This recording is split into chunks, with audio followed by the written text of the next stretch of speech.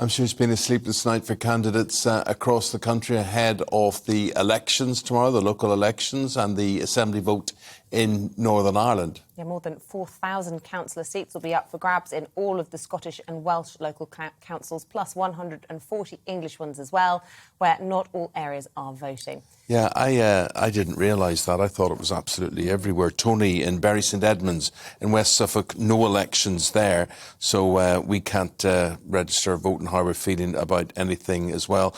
And a lot of you saying this, and summed up by Ron, I'm politically homeless. There is no political party that has earned my attention or my vote. So let's go to our East Midlands reporter, Will Hollis.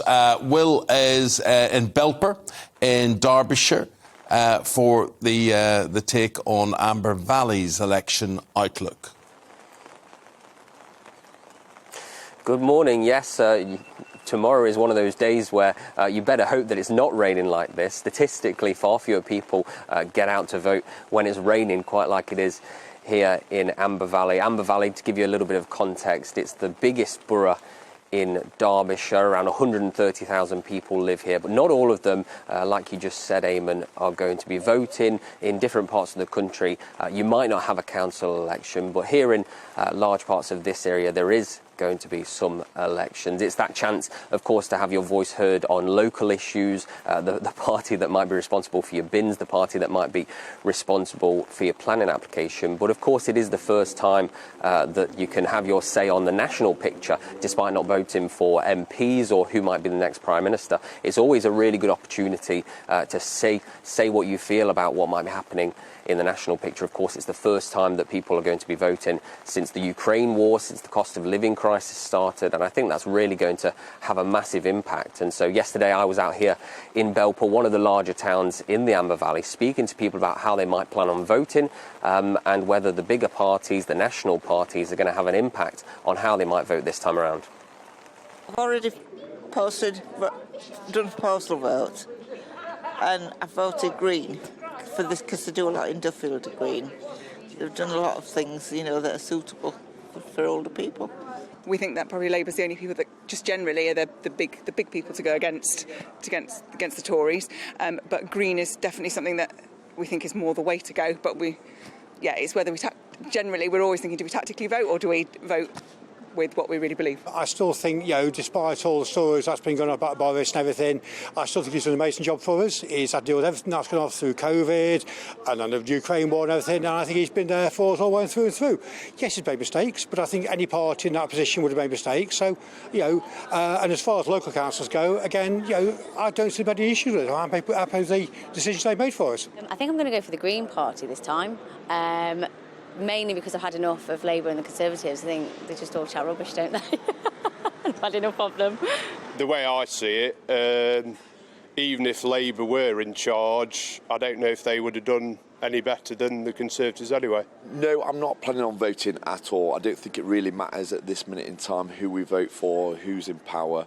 We're still going to be in the same position either way. As I've been a lifelong Conservative voter, in fact, I even stood for to be the MP of an area not so far around here. Came second, I didn't get it, but I think they've completely lost the plot, to be honest. Absolutely lost the plot. So they won't be getting my vote this time around. I'm trying to vote the best vote for Belper, but you know what? I also want to give the major parties a good spanking. I like generally the Green ideas, but I don't like the woke aspect of the Green Party. In some ways, it seems to be the woke side of the Labour Party under a new name. I like the Labour Party's social policies, but I don't like their wokeness. I like the Tory Party's anti-wokeness, if you like. If something big is happening locally, then you've got a chance to do something about it. But if you look at Amber Valley and it's, Conservative, Labour, etc., it doesn't matter who's in, we're more or less doing the same thing.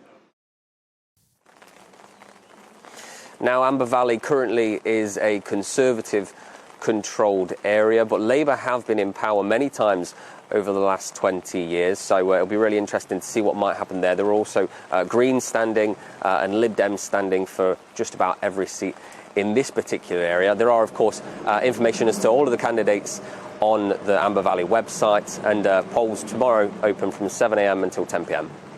Well, what interests a young man like you? What would motivate you to go and cast your vote for a local council election? Isabel and I were talking about things here, which we'll share with you in a minute. But it can be quite small. It can be quite silly. It seems quite small, but it's not. I mean, we were talking about dog filing. We were talking about litter. We're talking about fly tipping. We're talking about. I just think the appearance of a town or a city is very, very important, because if it looks rubbish and there's graffiti everywhere and there's dog poo and whatever, I think people don't respect it, and then it's a downward spiral. Is there anything that would just get you, Will, that you think's important that local politicians should consider wherever you live? Yes, of course. I think one of the things that I've really noticed from coming here to Belper is, in some aspects, people being proud of their town, being proud of the area that they come from, the area that they live in, whether it's for permanent residency or if it's for just coming here on the bus to work. So I think having that bit of a pride in your local area is something that really matters. I don't know if you can see behind me, but there are lots of English flags as well as GB flags, and it's really nice to come into an area that's, apart from being proud of Belper, proud of Derbyshire, really proud of the country as well. So wherever you are, I think having that pride in a local area is something that matters to a lot of different people. Yeah, thanks, Will. Thank you. And I suppose what Will's sort of getting across there is sometimes you think you see your neighbourhood or your town or your high street or whatever a bit of as a reflection of your own home. Yeah. And if you're proud of your own home and your own garden or your own yard or whatever it happens to be, you probably want to see that in the area around you. Yeah, it's just a feel-good, isn't it? If you like where you live, it makes you want to stay, it makes you want to spend money there, it makes you want to invite people there, and it just... But, you know, councils will say, and they're under huge pressure, and they'll say, we haven't got the money for that. We haven't got the money to clear up and plant flower beds and on the local roundabout or whatever it is. But I do think the appearance, as Will alluded to there, is very, very important, because if it's a bad appearance, as I say, downward spiral. Yeah. Just to say that candidates from 4 parties, Conservatives, Labour, Lib Dems and Green, are all running in Amber Valley.